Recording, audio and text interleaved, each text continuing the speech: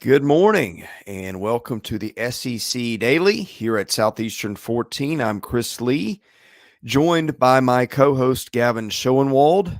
We've got a lot of stuff planned for you today. We're going to talk about college football playoff picture, go over some bold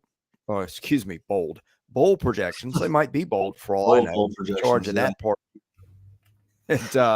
And then I think your wild card segment that you brought to the table here. Been a crazy run up to the show. I was in Birmingham until late last night with SEC Media Days. Oh, yeah. And then got home to a sick kid. So I've got to take care of that today. Show prep's been a little limited, but I think we put together some cool stuff for the folks in spite of that, and looking forward to getting into the show today. Yeah, no doubt. No doubt. That's something I thankfully don't have to worry about yet is sick kids. That's in my future, hopefully, but not yet. I have to worry about kids. So I commend you there. But yeah, I was catching up on some of the SEC Media Day stuff for basketball too, and kind of gave me some jitters for that season. I'm excited for basketball as well, but we're not done talking about football, so I'm ready to dive into that. It's going to be a lot of fun this year. The basketball, and this isn't a basketball show, although I think we're going to be launching one of those pretty soon. I was just amazed at how many great coaches there are. That's one of those things that you're down there for a few hours, and then you come back and you start to reflect on things. And the number of elite coaches in this league right now is just remarkable. Yeah, there's a lot of great ones, and I think they all respect each other too. I was looking at some of the stuff on social media and whatnot, and the conversations they have, and it's probably the same for football, honestly. You know, these guys meet in the off season, and then during the season, it's no mercy, and they're going at each other's throats. So I'm excited to see that gauntlet that SEC basketball can be. But it's the same mentality and force that we see in football. So I'm excited to see how it plays out the rest of the year. Yeah, speaking of gauntlets, we got a lot of teams that are going to start to run them this weekend for the playoff chase, which is fascinating. I'm disappointed 538 used to do playoff odds, and it was really cool. You could say if this team wins out, then what are the chances go from here to here? That was a fun tool to play with in the past, and now there's I can't find that out there. 538 has quit doing it, so I've sort of made not quite the same thing, but the closest I could get to it. Sent you a copy of it. We're going to go through playoff scenarios because you've got literally, I think, 17 or 18 teams right now with a 0.5% chance or better, according to ESPN's FPI, to make the playoff. And we're not going to go over all those, but it's kind of interesting to go out and plot out games. And when I look at schedules, you've got some teams that, they've got some tough paths. Some other teams have banked some work, and one in particular has got a really easy path from here on out. Now, the wild card is going to be conference championship games, and also tiebreakers. Welcome to the Big Ten and divisional tiebreakers. That's interesting. I know I tasked you with the homework of figuring those things out, but there's a lot of stuff out there to speculate on, and this is going to be fun. It's just a lot of stuff going on in college football, a lot of stuff going on. And I think, also too, is we've talked about this in links that in our previous shows, Chris, is not only is this league as wide open as it's been, but the entire college football playoff format is as wide open as it's been. And if this team loses this game, I know exactly what you're talking about, that little kind of scenario builder you could have done in the past. I liked toying with that thing. But it's going to be interesting to see how obviously the show and how the Southeastern Conference the rest of the season plays out, but what's going to happen in the Big Ten, and when Blake Lovell was on here multiple times, especially at the beginning of the year, had a great prediction of feels like the Pac-12 is just going to beat up on each other. That's exactly what it's been, right? You got these elite teams in Washington and Oregon. What a game that was! Freaking awesome game, maybe the game of the year so far. Elite teams. That's one of those games where you watch it and the game's over and you still you talk about the loser and you still think the loser is an elite team. Yeah, and I still think Oregon is. And so that's a pattern of a great game. What's going to happen out there? What's going to happen in the Big Ten? What's going to happen if Oklahoma and Texas meet again in the Big 12 championship? So a lot of what's going to happen, but the good news for us fans is that means we just get to watch a lot of good college football. So excited about that.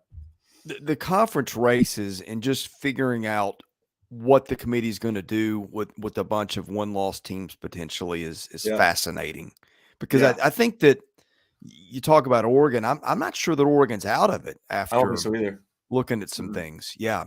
I don't think so either. Because they're going to go and they're going to play, they're going to play other ranked teams as well. They're going to play Oregon State. They're going to play SC. Like they're going to play all these other ranked teams and be able. Man, I saw this post game interview actually, and dude was calm, collected, and he was a better man than me. If that was me, I probably felt a super emotional, passionate game. You lose, you think that your goal in front of you is shattered, and he was just very calm and was like, everything we want's in front of us. I don't think our player chances are over. And after I saw that and kind of looked at their schedule, I agree. And so I don't think Texas is out either. They lost that Red River rivalry game, and so it'll be interesting to see what the committee decides is most important to them when it comes time to decide. Right, for all those one-loss teams, is it recency? I don't want to say bias, but is it recency games of like what happens if Texas beats Oklahoma in the Big 12 championship? Texas is in, right? I assume so because they beat the team that beat them, and they're champion. Probably right, but it's not an assurance. And so, it's going to be interesting to see what they deem to be most important, and can they keep those decisions the same for all the teams that they decide to get in, or is it going to be different for each other? Who knows? And so, also too, I was in the research that you asked me to do before the show, Chris. I was just kind of poking around and was able to see something on CBS that actually said, okay, what if we were 1 year ahead and it was, the expanded playoff? What would it look like? Man. And man, there were some freaking awesome matchups. And so as much as we talk about there being, who's going to get in, who's not, the changing in college football, one thing's for certain is that expanded playoff is going to give us some classic football games in the future, I think. Some great football games. And so I'm really excited about that expansion. Then we won't have to argue on here, and have hour-long podcasts about who's going to get in, who's not. But right. Yeah. Well, that is fun to do that. I want to get straight into it. Let's start with the league we cover, the SEC. And you've got two teams that are at the forefront of the playoff chase right now. Georgia obviously would have the lead. Yeah. Alabama would be in the conversation. And then if we would like to introduce crazy into the equation, and we are here for crazy, we can talk LSU, Tennessee, and Mississippi.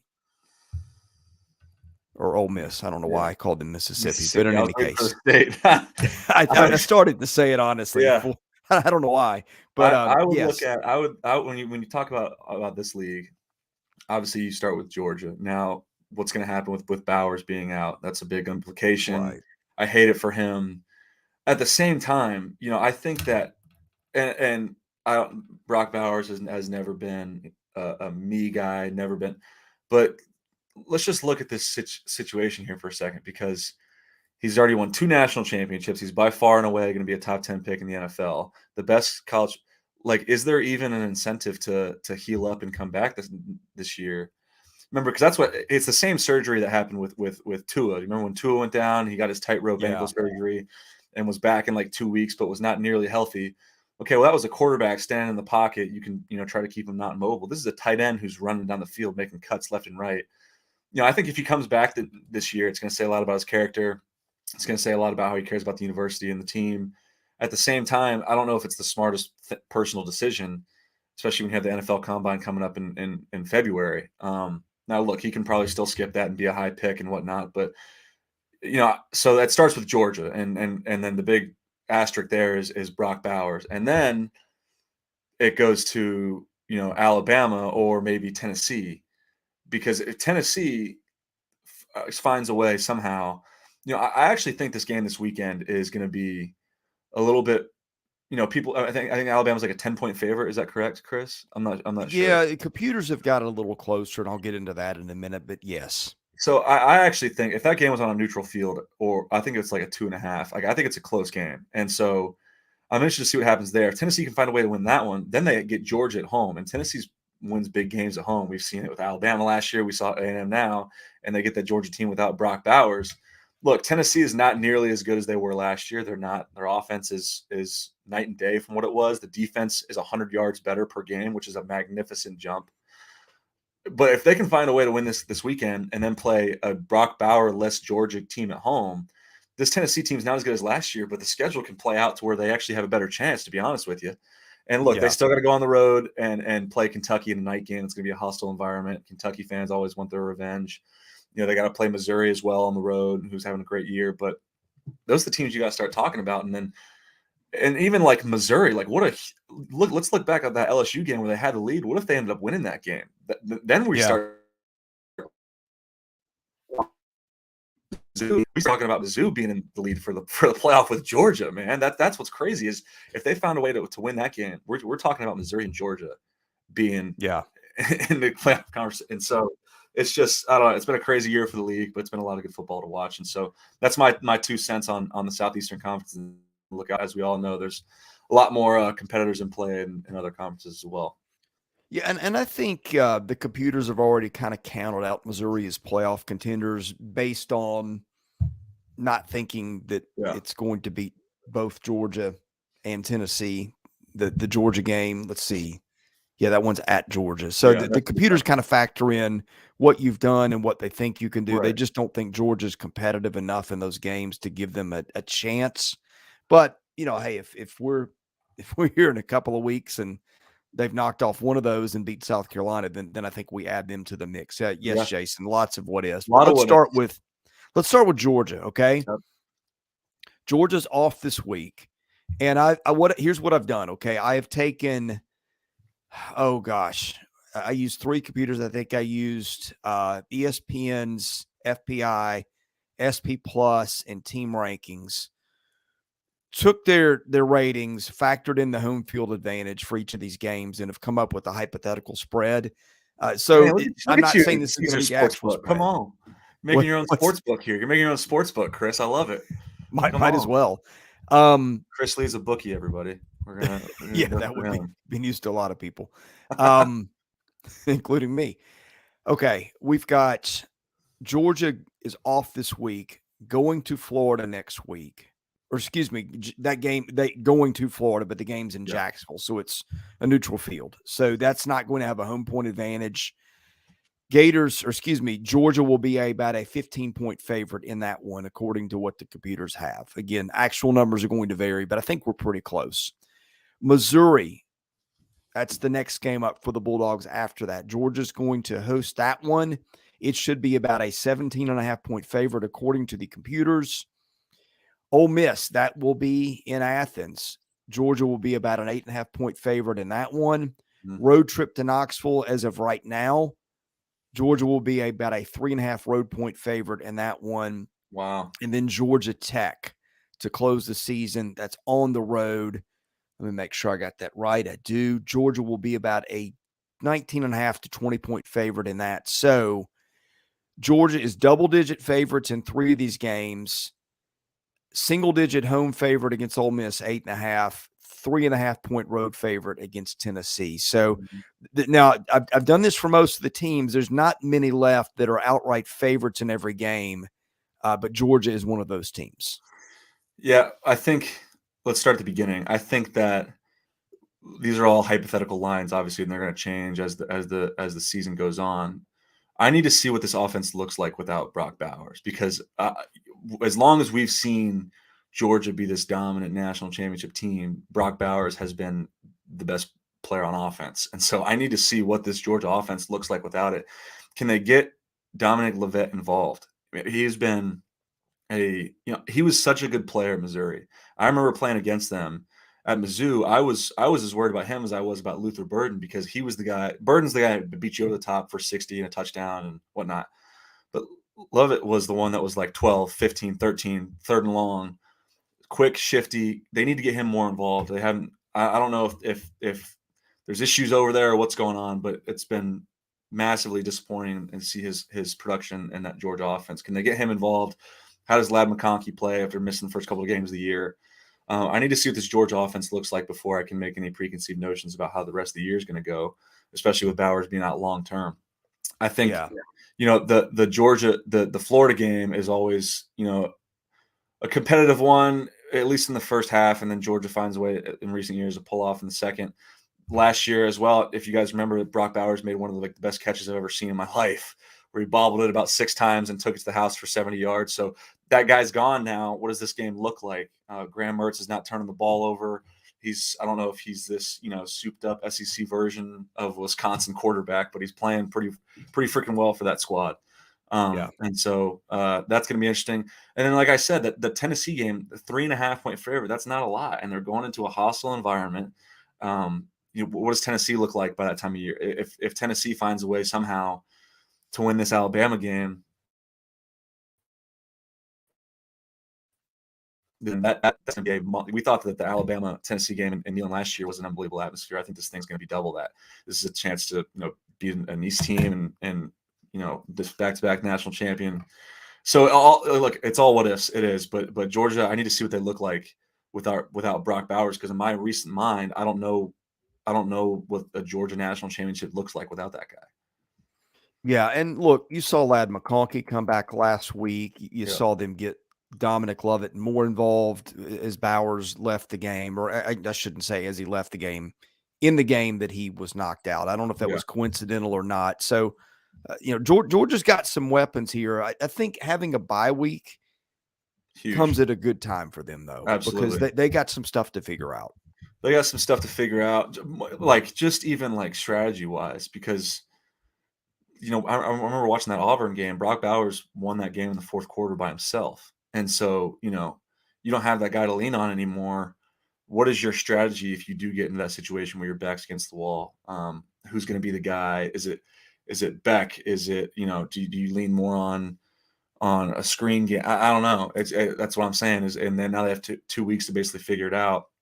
It couldn't come at a better time for Georgia. And even watching them against Vandy last week, they didn't look great at all, to be honest with you. And Vandy was able to get sack fumbles on them and stuff that we're not used to seeing in that game in previous years. And so they got some stuff to figure out for sure. But I think the number one thing is how do we reshape this offense with 19 out? All right, let's move on to the next team. I said there weren't many teams that are favored in every remaining game. Yeah. But here's another one in the SEC, and that's Alabama. Alabama, as you said, is about a 10-point favorite this Saturday, hosting Tennessee, closer to 8.5 by the computers, then a week off, then hosting LSU. Alabama will be about a 6.5-point favorite in that one, according to the computers. Road trip to Kentucky, where Alabama will be favored around 12. Chattanooga, who cares? And then Auburn. That'll be at Auburn. The Crimson Tide should be about 12.5-point favorites historically throughout the line in those games. But interestingly here, Alabama will be favored in every remaining game if that holds serve. And if it holds short serve with Georgia, then you're watching an Alabama-Georgia game in the SEC championship. And my guess is that's a winner goes to the playoff, loser sits it out. Yeah. So if you think Georgia runs the table and loses in the final, they're out? I think so. And I think that's just because of the competitive landscape of everybody else. Georgia, and here's the deal. Georgia will have banked wins. Oh, goodness. At that point, wins of significance would be at Auburn, Kentucky, Florida, Missouri, Ole Miss. I don't know, maybe. Yeah. And so that's what I was talking about. Yeah. That's what I was talking about at the beginning is I'm interested to see when push comes to shove, what is the committee going to favor, right? Are they if Georgia runs the table and then loses to Alabama or whoever in the SEC championship, are they going to give them the benefit of the doubt because they won the past two? I don't know. Or are they going to favor? I have no clue. And so, I think with Alabama, I think at the beginning we were I remember in the first couple weeks when we did our show in weeks 1, 2, 3, maybe even week 4, we were just like, this is not the same Alabama team. What is is this the fall of the dynasty? And look, they're not as good as they were when they were winning left and right, and they were just different than every other team in college football. They were just different. They're not that anymore, but I think we do know now what we are getting in Alabama. And what that is they're not outstanding, but Jalen Milroe is going to get sacked a bunch of times in the game, but then he's going to get a touchdown for about 60, 67, whatever yards. He's a big play waiting to happen when you just got to kind of deal with the, negative yards and the short gains when they happen. What does it look like, defensively? I think last week they were up, I think it was 24-6 in the third quarter or something against Arkansas. And I just thought they were going to pull away and win that one big. And then next thing you know, it's a tight game and Arkansas finds another way. Arkansas is 2-5 and they lost 4 games by 1 score. And so I feel bad for those fans.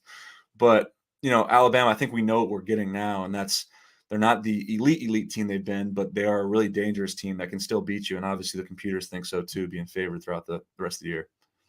Okay, 3 more teams we'll talk. LSU, I think this is going to be tough, but just for kicks here, LSU going to be about, according to the computers, about a 29-point favorite over Army. I don't know what the actual line is. I bet that's close.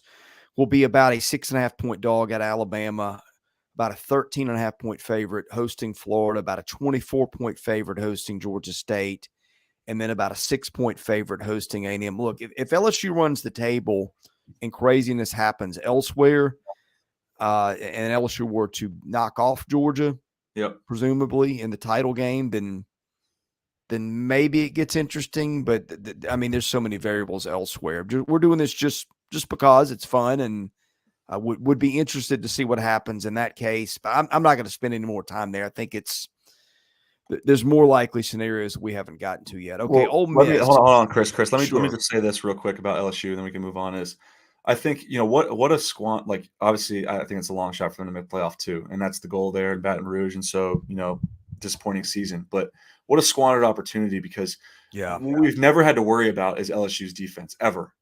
They've been fast. They've been long. They've been big, powerful, strong, all of the adjectives to describe.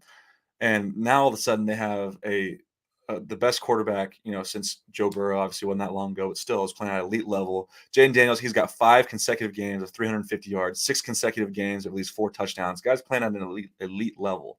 And you're sitting there with all your stuff gone because your defense hasn't been able to prove in years past. It's really disappointing, because if you have an offense like that in LSU, you should be in the playoff every year. Okay, Ole Miss, the Rebels, again, according to computers, about 7-point favorites over Auburn at Auburn this weekend. Will be about 26.5-point favorites over Vandy the next weekend, about 3.5 over A&M. I think that is in Oxford. Let me double check. It sure is. About 10-point dogs at Georgia, 36-point favorites over ULM, and about a 10-point favorite at Mississippi State in a rivalry game. So Ole Miss, if Ole Miss were to win out here, well, I guess it depends on what Alabama does. I don't know if Ole Miss has got a shot of making the playoff as they sit out the SEC title game. I doubt it. Probably what is going to have to happen is Ole Miss needs to run the table, win the SEC title game, and get that tiebreak against Alabama, which would probably require Alabama losing to either Tennessee or LSU. Yeah, and that's just not going to happen, to be honest with you. They're not going to run the Which table. is why FPI has got them as let me give you the chance here. And again, we're going over this because we're an SEC channel. We cover almost, got about a 3.5% shot to make the playoffs according to FPI. Now here's one. Tennessee has got a 1.2% chance. The problem for the Vols is they're underdogs in 2 games, and most teams on this sheet are only underdogs in 1 game or sometimes none. Vols, we've already talked about, underdogs at Alabama, will be about 6.5-point favorites at Kentucky. Wow. About 34.5-point favorites over Connecticut, about a 3.5-point favorite at Missouri, about a 4-point home dog to Georgia, and about a 26-point favorite over Vandy. So, look, if Tennessee does this, beating Georgia and winning at Alabama with road wins at Kentucky and Missouri, it will deserve it. But there's a reason the Vols have got about a 1% chance according to FPI. There's a reason because, like you said, they're the underdog in 2 games, and then the other 2 that I have circled are road games at Kentucky and at Missouri, and those are all lines under 1 touchdown. And so, you basically have to have 4 games go your way.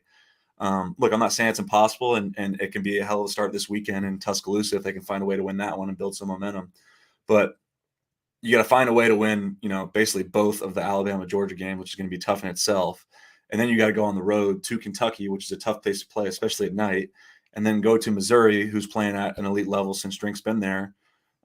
Just a lot of it's an uphill climb for Tennessee. It's a big mountain in front of them. Look, I'm not saying they can't do it, and if they can beat Alabama this weekend, I keep saying that it's going to propel them forward. To hopefully win those games. But if they find a way to lose if they lose this game this weekend, then basically none of that stuff matters. All right, Gavin, as I'm looking through this, and I have gone through, let's see, roughly 15 teams here. USC, Duke, Oregon State have both got minimal chances. I haven't had time to unpack that yet in the what-if scenario. I don't know that people here would care anyway. Yeah. But there's one team that really pops off the page is having tremendous odds. It is why ESPN's FPI has given these guys a 70% chance to make the playoff. It's Oklahoma. Here's what Oklahoma's got left. UCF, about a 22-point favorite this weekend. Don't know what the actual line is. Actually, that's in Norman. At Kansas, Oklahoma will be in that one roughly a 17-point favorite. Hang on. Let me double check something here quickly. Yeah, okay. Oklahoma State, that's on the road. Sooners are going to be about 25 point. That's crazy. Yeah, that's a lot. Actually, it's going to be closer to 20-point favorites. All right, I've done. Let me redo these. I've got something wrong in it. Quickly. Let's see. I think. Look, Oklahoma should win the remaining games on their schedule by a good margin. But then, seriously, what happens if Texas beats them in the Big 12 championship? And then you compare Texas and Oklahoma and their one-loss teams, but Texas beat them and they had the conference champion. Like, to me, Texas gets in over Oklahoma. Okay, I fixed it. I had a little glitch I knew something wasn't right. Okay, Oklahoma will be about a 22-point favorite this weekend, according to computers. About a 16.5-point favorite at Kansas next week. About a 19-point favorite at Oklahoma State. 23-point home favorites over West Virginia. 22-point favorites at BYU. 17-point favorites at TCU. Now, look, just about everybody else we talk about has got a close game somewhere. Yeah. It's an underdog somewhere. It's a single-digit favorite. Oklahoma, I believe, I'm 99% sure this is the only team on the board left that is neither not an underdog or a single-digit favorite against somebody. It's really kind of astonishing when you look at this. And, of course, Oklahoma also unbeaten. How big a leg up the Sooners seem to have on everybody else if the computers are right about the kind of team they are. Yeah, well, I think that's why that Red River game was so important, and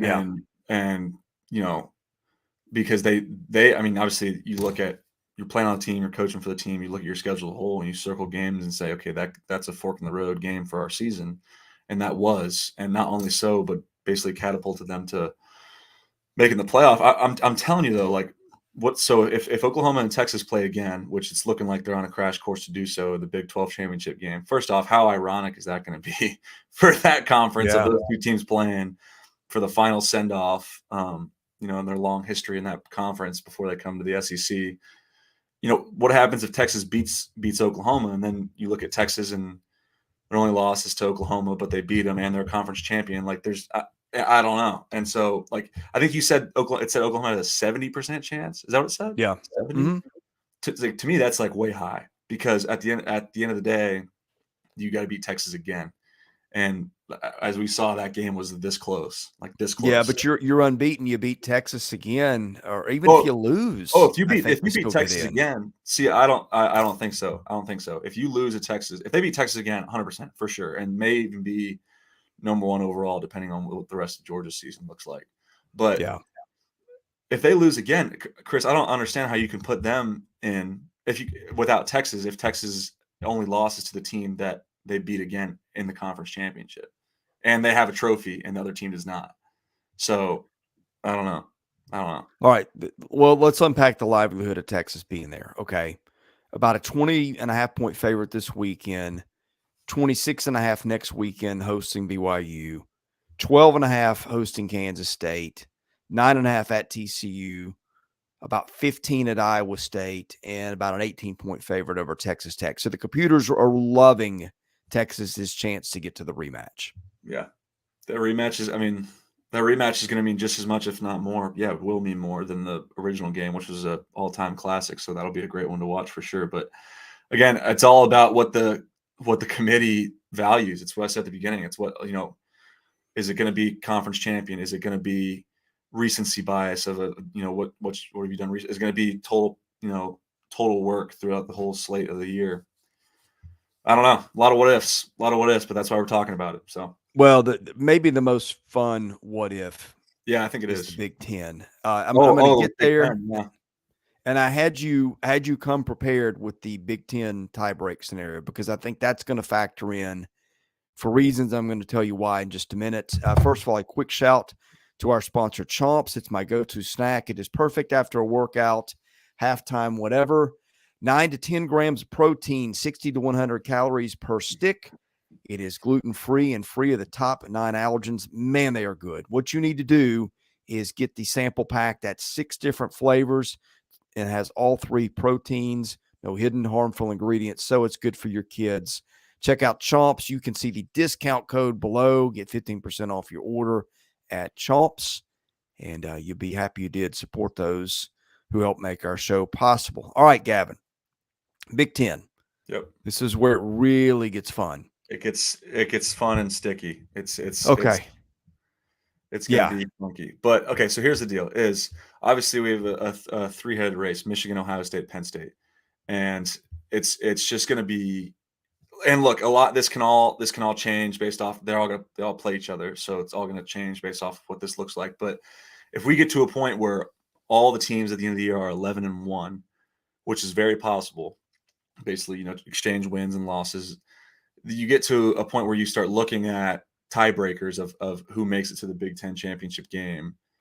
And it's a long list, and so much so of a long list that it gets down to the 5th tiebreaker. So like the 4 previous ones, they're still tied at. That's how close it is right now in the Big Ten. And that 5th tiebreaker is, let me make sure I get this right, and you guys got to hang with me because I had to read it about 10 times for it to make sense to me, is the 3 Big Ten, like on the other side of the division that they played. So each year they play a team from the other division, or 3 teams from the other division. You take the winning percentage of those 3 teams and what their records are against the other team and add it up. That's how far deep we are into the Say that again. So, okay, let me make sure I'm tripping over my words. So Big Ten, two divisions. You obviously play three games against the other division every year. The SEC is 2, whatever. You play 3 against the other. Yeah. The West. Yeah, West, sorry. And you take those 3 teams that you played, their cumulative record against your division is what it looks like. Does that make sense or no? Yeah. Okay, so here we go. So right now, here's how it stands. And by the way, let me interrupt. The reason we're going there is the scenario that the computers have got predicted for individual games. Ohio State, Michigan, Penn State are not supposed to lose any teams to anybody else other than games involving one of the other 2. Yeah. And the computers have this weekend Ohio State knocking off Penn State, but then Ohio State would lose to Michigan. And then Penn State would in turn beat Michigan, which it hosts that game. So under that scenario, you got 3-1 loss Pac-10 team, or excuse me, Pac-10, same thing these days, right?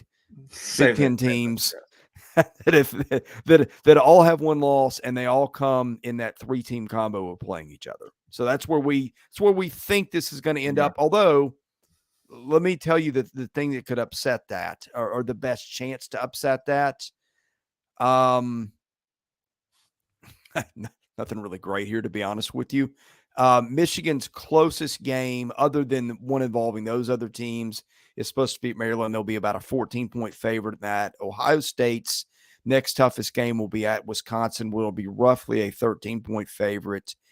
And Penn State, its closest game will be at Maryland, will be about a 12-point favorite.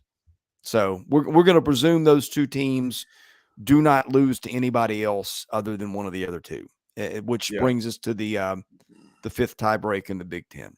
Yeah, and even the fact that we even have to talk about this at this depth, like, that is just ridiculously close, close. And hopefully with, the Big Ten absorbing the teams out West, who knows, maybe we won't have to deal with this again, or maybe this will have something we have to deal with every year, which will suck. But all right, so looking at it right now, if the teams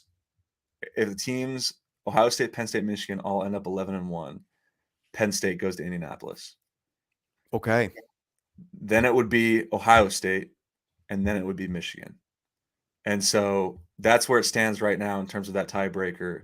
And look, that can change all the time because the teams are obviously playing in their conference the entire year. What does it look like when they play each other in head-to-head games? So it'll just be really interesting to see how all that ends up. But this is just even ridiculous that we're talking about point winning percentages for a team who's got to get to basically a conference championship game. FPI's odds: Ohio State 56%, Michigan 32%, Penn State 35%. So it also sees Michigan as the third of three there. Yeah. All right. Let's see. We got the Pac-12. Got the Pac-12. Here's what we got in the Pac-12. We have got Washington favored in every remaining game. We've got Oregon favored in every remaining game. So this sees Washington, Oregon getting to the finish line with no more losses, which would leave Washington unbeaten, would leave Oregon with one loss. Oregon's closest remaining game, the only game in which it is not at least a 10-point favorite, is at Utah. Computers show that by about 8.5. And then now Washington does have a game at Southern Cal, in which it's going to be about a 4-point favorite. And it's also got a game at Oregon State where it's going to be about a 5.5-point favorite. So we can't presume that Washington's going to end out. It does have a 40% chance to make the playoff, according to FPI. Oregon at 19. I think that first off, because that Washington Oregon game was so good, and it was everyone was watching, the entire country was watching it. Now every single game that Washington plays, that other team knows basically, like, for SEC standards, they're playing Alabama, they're playing Georgia, like it's their Super Bowl, especially when you go on the road. And so now Washington's going to go on the road, you said, to Oregon State, correct, Chris? Yeah. You go on the road to Oregon State, that place is going to be packed. That place is going to be rabid. And they know if they beat them, you're going to see a big, field storming. So, like, that's what it is now. Like, that's the pros and cons of being a great team, is that's the con of it. You walked into a stadium and people have been talking about this game since Monday, and it's, the only thing on campus this week. And then you go to SC as well. And, as disappointing as they were last week in Notre Dame, how do they respond? And no way, I think no way Lincoln Riley and Caleb Williams just kind of lay down. Is that a game they can find a way to win too? And so Washington, it looks, and as a player perspective, Penix, both team and player look as impressive as anybody in college football right now. And, I think that they're good enough to win out and obviously get in the college football playoff. But I think those games, because you're a better team, those games get bigger and bigger, and honestly, maybe even harder to win. Okay, we haven't hit the ACC. Florida State, also one of those teams that is not facing a game in which it should be an underdog. No, I said Oklahoma was the team sitting kind of in the catbird seat. Florida State's not too far behind. Yeah. Florida State is expected to be a double-digit favorite in every remaining game. The closest to, it's favored to beat Florida by 11 by the computers, and favored to beat Miami by 11. Also favored to beat Duke by 11. That one is this weekend. Yeah. Yeah. And for Florida State, fortunate scenario there, you're hosting two of those three big favorites against Wake Forest, almost a 20-point favorite, and about a 15-point favorite at Pitt. So computers have Florida State winning out. I'm not going to say without a problem, but again, double-digit favorites in every game. North Carolina is going to be favored in every game but one left. It's going to be about a field goal underdog at Clemson, and it's going to be a 5-point favorite or so home against Duke. So let's just see who is favored to run the table. Okay, we're looking at the Big Ten. Computers are telling us odds are everybody in the Big Ten is going to have one loss. Mm-hmm. Computers are telling us that Oklahoma is going to be unbeaten heading into the Big 12 title game. On an individual game basis, Washington is probably going to be favored to win every game here on out heading into the Pac-12 title game. So that's 2. Yep. Florida State will be unbeaten heading into its title game in the ACC, according to this. And I think that's it, right? Yeah, I think. But then they would play each other. Well, no. Georgia is favored to be unbeaten heading into. Oh yeah. Those would presumably be your 4 favorites for the playoff. In fact, let's see how the odds add up. Okay, FPI's got Georgia at 30%. It's got Washington at 40%. It's got FSU at 44%, and Oklahoma at about 70%. So yeah, that's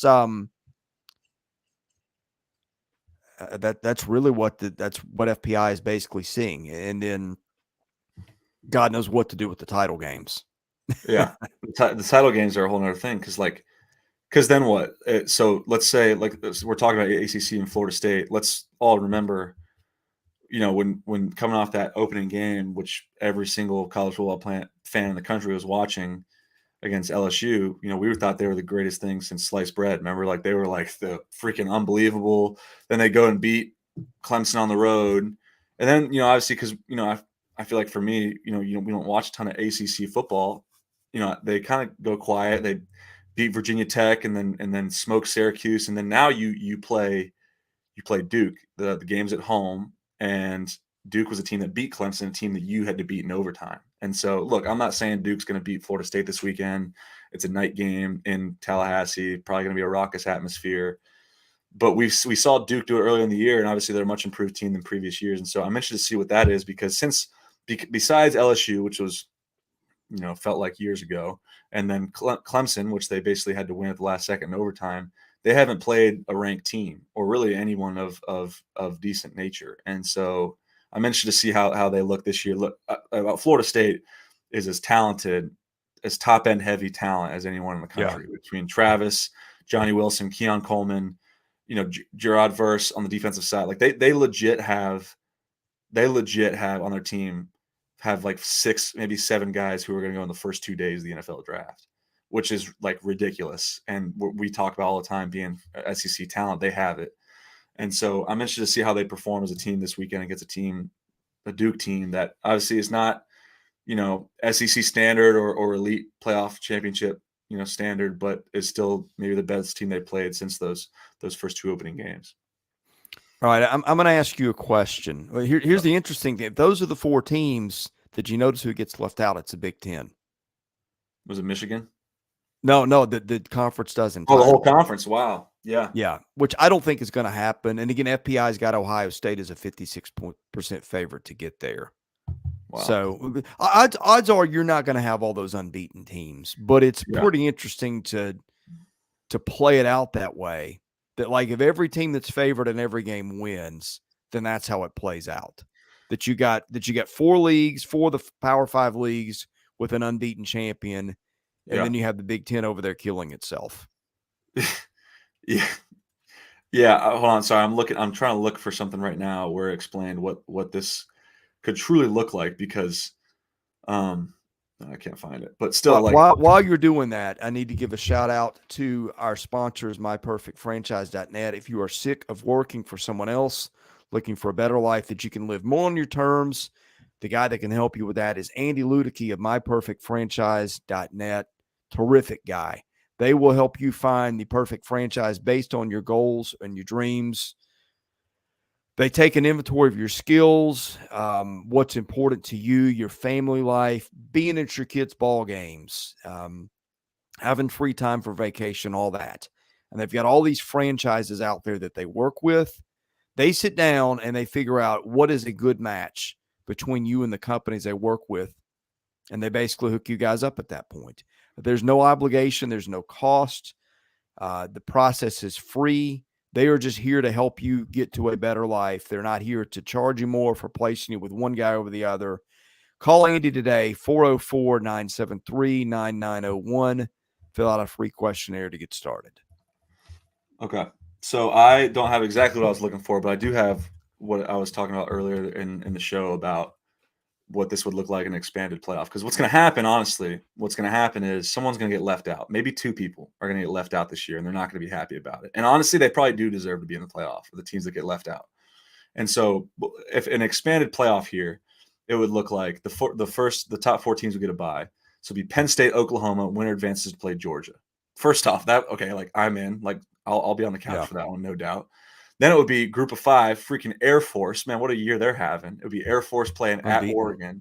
Winner plays at Texas. I'm down for an Oregon-Texas game, absolutely. And then Alabama, Ohio State, winner advances to play Florida State. North Carolina, Washington, winner advances to play Michigan. Like that is like popcorn TV, all like, and so that's what I'm excited about. A team who's going to get left out this year, a one-loss team probably is going to get left out this year, which is unfortunate. But I think that not only is it going to make college football a little more, wide open and not nearly like March Madness in basketball, but I think, it's going to be more so about the team who's truly playing the best at the end of the year is going to win more so than just kind of like what your record was for the entire year. All right. We have bowl projections. What have we got? Bowl projections. Where are we at? Is that yours or is that your little sheet you sent me? No. I thought you were coming up with bowl projections. I got it right here. Sorry. I got it right here. That may have sounded like bold projections. Yeah. The bold projections. I think that's how you put it. The bold projection. All right, here we go. So this is from Saturday Down South. Once again, and we do this often because we don't want you guys coming for our necks. These are not our projections. This is Saturday Down South. I think a while ago we had the Athletics quarterback power rankings, and we about lost our minds on there. So we just wanted to say that this is not ours. This is an outside third party, but let's roll through it. Saturday Down South. Here is what we got. In the Sugar Bowl, which is a playoff semifinal, the Sugar and Rose Bowl this year are the 2 semifinal bowls. Sugar Bowl is Georgia versus Washington, which is going to be, I think, Washington's going to be playing a team that is loaded with more talent than they have played this entire year. Oregon, probably a close second, but still, I think that's just a different animal in the Georgia game. The Rose Bowl, another semifinal will be Michigan versus Oklahoma. I remember the last time Oklahoma played in the Rose Bowl was when they played Georgia. That was a classic game. And so wouldn't mind seeing them back there as well. New Year's 6th, the Orange Bowl will be Alabama versus North Carolina. A lot of people aren't talking about North Carolina. They're having a great year. Their defense is finally stepping up for Mac Brown and crew. Drake May, obviously, I'm sure people have heard about him, maybe challenging Caleb Williams for the number 1 draft pick spot. But they're really good, and they're going to get a chance, hopefully, to play Florida State at the end of the year, which may be a real litmus test. Anything you want to chime in yet, or you want to keep going? Or let me finish New Year's 6th. So they think Michigan is going to be the team that comes out of the Big Ten. That's what it says here. Yeah.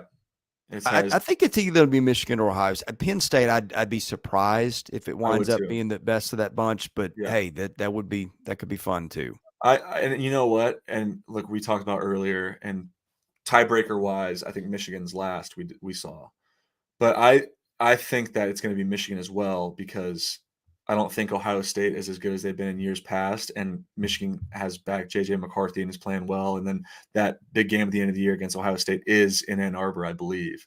And so that's going to be tough in itself for Ohio State to walk in there and get a win.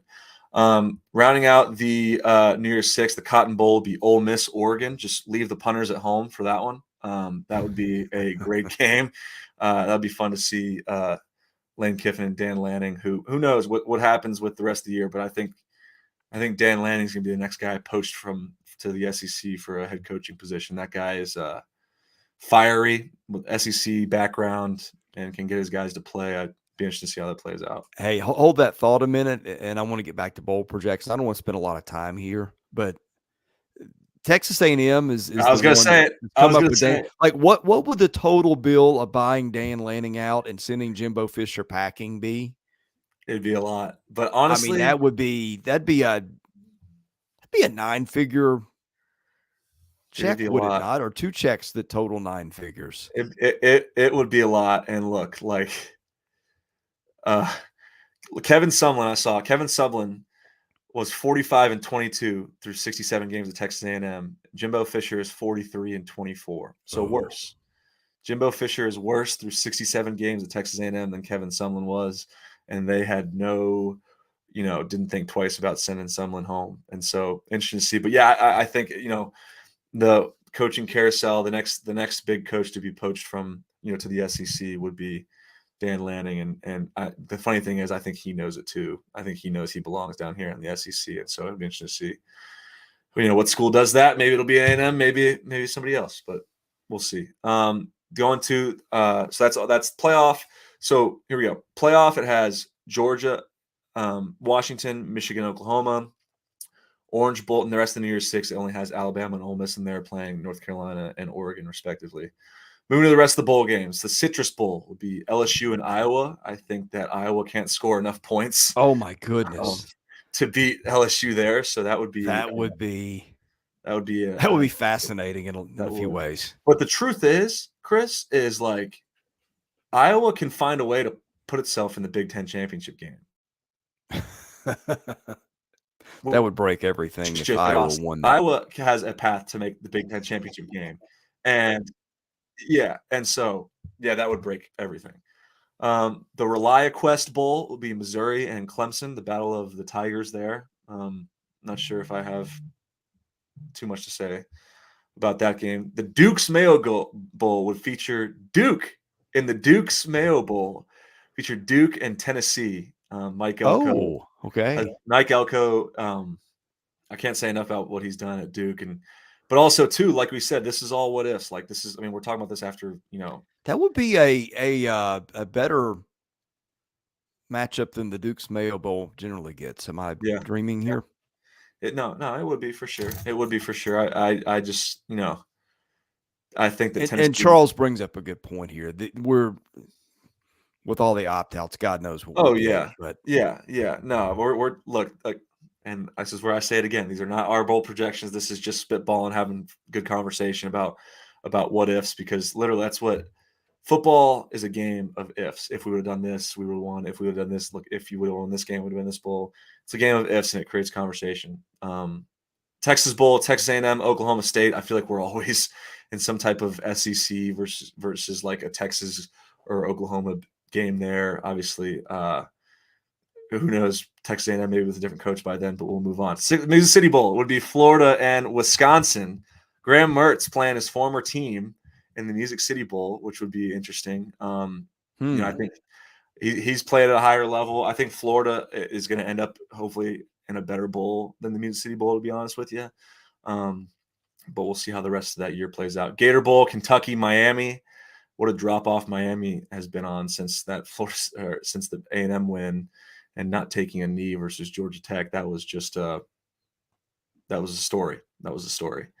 And then finally is the Liberty Bowl, Auburn versus Kansas State. And so that's that rounds it out. So I guess that would be a tough. Yeah. It'd be a good get for Liberty Bowl. Yeah, it would be. So then I guess that looks at, you have teams that are left at home would be Mississippi State, Arkansas, Vandy. Is who they have. Did we not have a Birmingham Bowl or whatever they're calling it this year? That might be ReliaQuest. I do not see Birmingham on here. No, I don't think that's a ReliaQuest Bowl. Let's look it up. I do not see anything about a Birmingham Bowl. I mean, I know the Birmingham Bowl is a thing, but I don't see it SEC. Maybe that's one where they run out of teams from the SEC and send the Sun Belt or whoever. Yeah, probably so.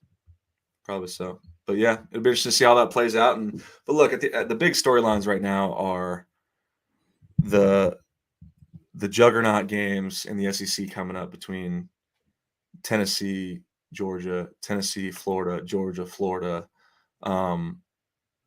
I think Tyler might be right here, by the way. These games change so quickly. I can't keep up unless it's right on. Well, remember that one went from the Cheez-It Bowl to the Pop-Tart Bowl, and that led to a whole episode within itself. But that's a snack downgrade right there. Yeah. Nothing against Cheez-Its, but come on. But the rest of the season is going to come down to those SEC juggernaut games. It's going to come down to that 3-team race in the Big Ten, and then it's going to come down to Texas, Oklahoma, and what that looks like. All right, in the Big 12. So I know we had more planned today. Sick kid has thrown a wrench in the plans here, so I'll go tend to that. Yeah, any quick parting thoughts, Gavin? I mean, we have a whole nother day tomorrow to talk projections and to talk picks and whatnot. But just really interested to see what Georgia looks like without Brock Bowers. Really interested to see if Tennessee can find a way to win this. How does it affect the rest of their season? And then how does what happens coaching wise between guys like Sam Pittman and Jimbo. But that's all stuff we can talk about in the future. All right. Thanks to everybody for watching. We'll be back at it Friday, 11 to about 11:45-ish. I think Trey Wallace will join us. If not, we'll make other plans. Thanks for watching us here on the SEC Daily at Southeastern 14. He's Gavin Schoenwald. I'm Chris Lee. We will see you again on Friday.